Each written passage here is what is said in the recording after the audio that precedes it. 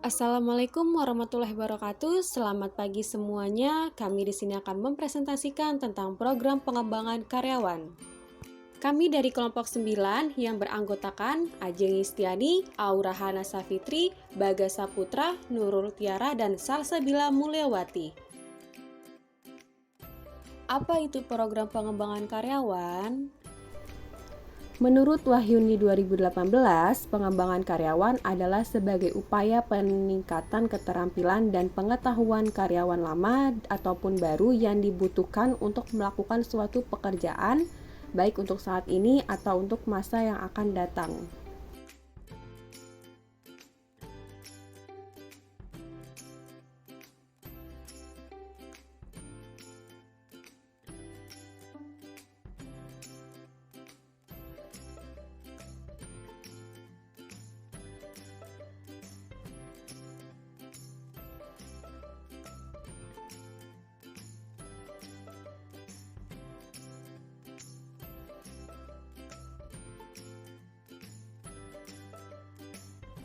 Adapun tujuan pengembangan sumber daya manusia hakikatnya menyangkut hal-hal berikut.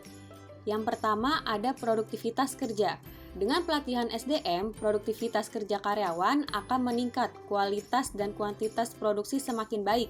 Karena technical skill atau keterampilan teknik, human skill atau keterampilan karyawan, dan managerial skill atau keterampilan manajer karyawan akan semakin baik.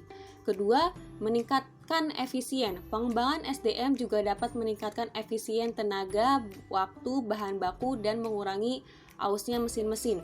Dengan begitu, pemborosan akan berkurang, sehingga biaya produksi relatif kecil dan daya saing perusahaan semakin besar. Ketiga, karir karyawan. Kesempatan untuk meningkatkan karir karyawan semakin besar, karena keahlian, keterampilan, dan produktivitas kerjanya lebih baik. Promosi pun biasanya didasarkan kepada keahlian dan produktivitas kerja seseorang. Keempat, kepemimpinan. Komunikasinya lebih luas, motivasinya terarah sehingga pembinaan kerjasama vertikal dan horizontal semakin harmonis. Kelima, balas jasa. Gaji, upah insentif, dan benefits karyawan akan meningkat karena produktivitas kerja mereka semakin besar.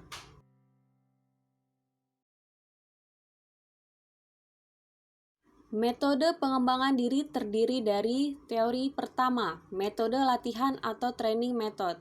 Adalah metode pelatihan yang menghadirkan situasi nyata, cerminan apa yang terjadi jika mereka berada di tempat kerja dan sedang bekerja.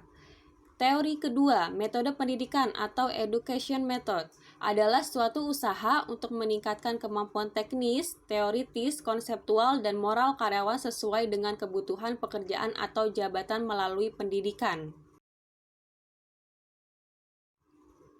Contoh program pengembangan karyawan. Yang pertama, ada studi banding. Program ini merupakan kegiatan mempelajari hal-hal dari perusahaan atau industri lain untuk diserap oleh karyawan, lalu diaplikasikan dalam perusahaan sendiri. Sebagai contoh saja, perusahaan pangan di Indonesia melakukan studi banding pada pabrik produksi makanan di Australia.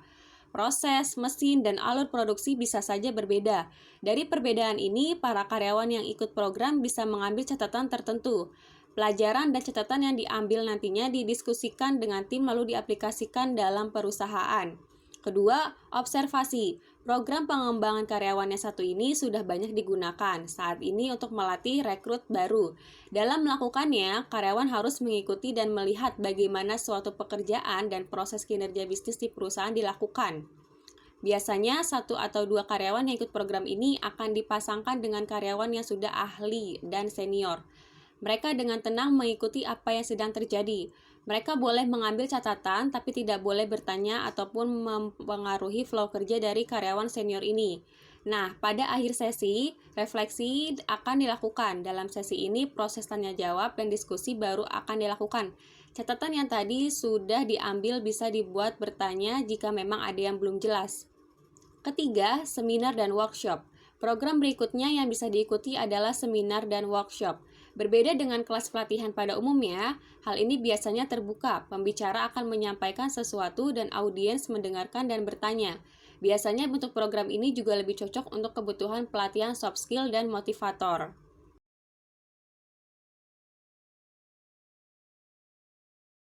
Yang terakhir, ada faktor-faktor pengembangan karyawan adalah sebagai berikut. Yang pertama, perbedaan individu karyawan. Yang kedua, hubungan dengan jabatan analisis. Yang ketiga, motivasi. Yang keempat, partisipan aktif. Sekian dari kelompok kami, kurang lebihnya mohon maaf. Wassalamualaikum warahmatullahi wabarakatuh.